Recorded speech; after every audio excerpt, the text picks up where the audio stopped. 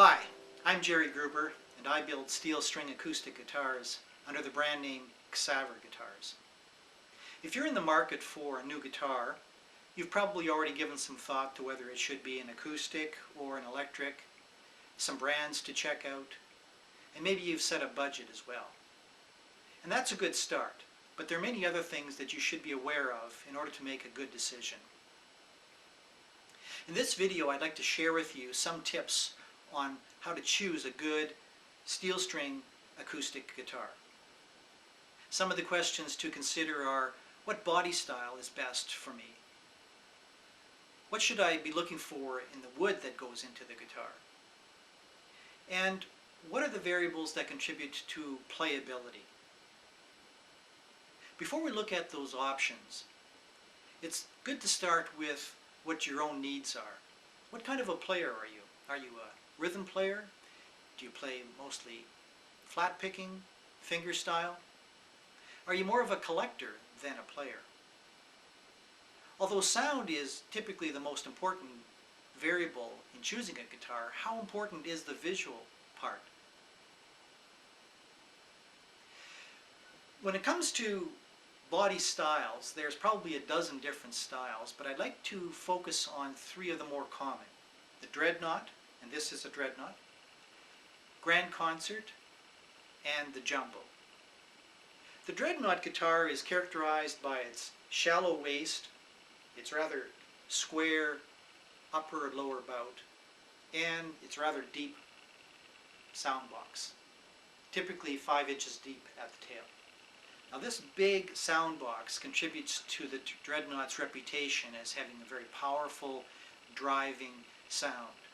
And so for rhythm players, it's an excellent choice. Flat pickers also. The Dreadnought is a big guitar, and if I'm not a big person, then maybe I would feel more comfortable with a 3/4 size Dread, or a smaller style guitar such as the Grand Concert. The Grand Concert looks quite a bit different than the Dreadnought. It has a narrow waist and very rounded lower and upper bouts. The Grand Concert is also up to a full inch shallower, and that smaller sound box contributes to the Grand Concert's warmer sound and its softer touch. What it gives up in projection, it gets back in pure separation of the strings, meaning that the highs and the mids aren't overwhelmed by the powerful lows. And therefore the Grand Concert is an excellent choice for finger stylists. The Jumbo guitar, a third style, looks a lot like a Grand Concert, but it's bigger. In fact, the sound box is roughly the same amount of volume inside as a Dreadnought. And so a Jumbo does not give up anything in the way of projection, but it does have that same characteristic as the Grand Concert in terms of separation. It has a nice touch to it, and so it's a very versatile guitar, whether you're a finger stylist or you play hard, such as a strummer, rhythm. Now, in terms of wood, the soundboard of the guitar produces 80% or more of the sound of the guitar, and so that should be the primary consideration in choosing a soundboard wood. The back and sides are less acoustically active, and so you can choose a wood that looks nice. Cheap guitars typically have soundboards that are laminates, plywood. You can tell if the top is a laminate or not by looking at the edge of the sound hole.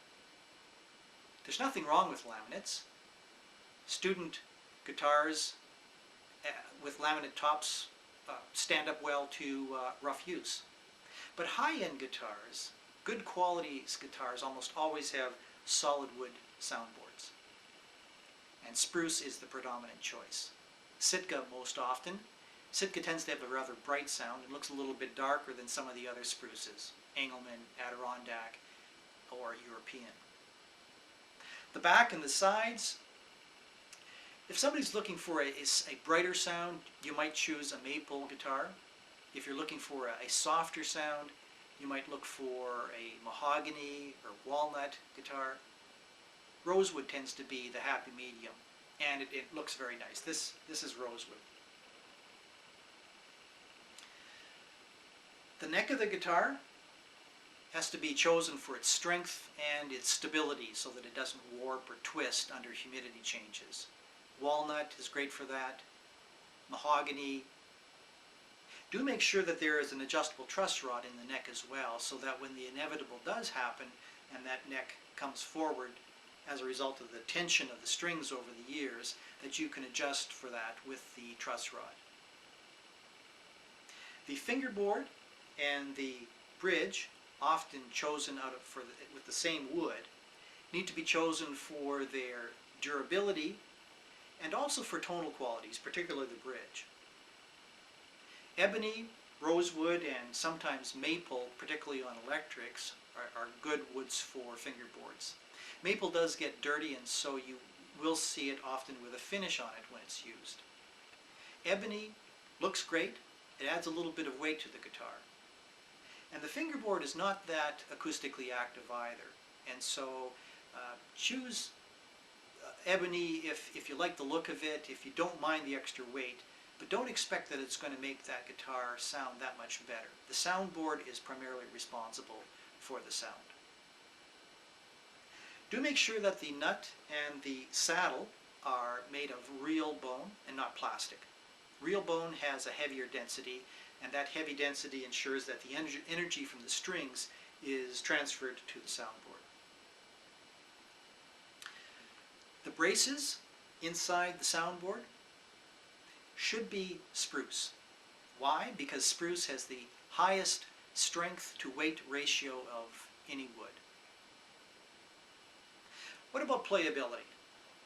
There are three things that I'd like to talk about that contribute to playability and that you might want to watch for in purchasing your guitar.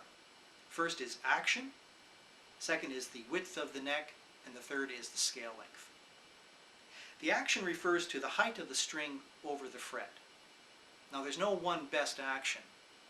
If I'm a rhythm player and I hit the strings hard, then for me I want a little bit higher action so that I don't get any buzzing.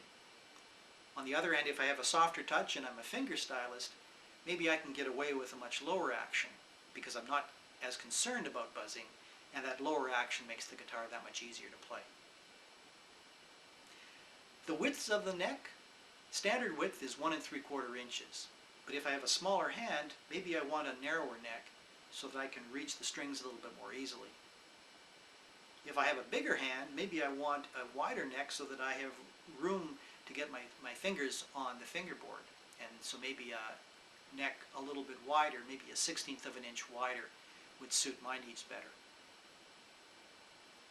The scale length of most dreadnoughts and jumbos is 25.4 inches long. Scale length refers to the distance from the nut to the saddle. On smaller guitars, you'll sometimes see a shorter scale length, 24 3/4, for example, on a grand concert. If I can reach the frets, then a full scale length, 25.4 inches, is suitable. But if I have a smaller hand and I want a little bit of help in getting to that 4th fret, then a smaller scale length is probably better for me. Smaller scale lengths, shorter scale lengths also give a softer sound. And so if I'm a finger stylist, a grand concert with a 24.75 scale length is ideal for me. So I wish you well in choosing your guitar. Do ensure that you choose a style, whether it's a dreadnought, jumbo, or grand concert, that's suitable to your playing. That the wood, particularly the soundboard, maximizes the tone of the guitar for you. And don't forget those things we talked about in terms of playability: action, neck width, and scale length. And if the action isn't exactly where you want it and the guitar is perfect in every other respect, the action can be adjusted after the fact. You know, there really are a lot of great guitars on the market these days, whether you're looking at the factory-built guitars or the hand-built guitars. Best of luck. I'm Gerry Gruber with XaverGuitars.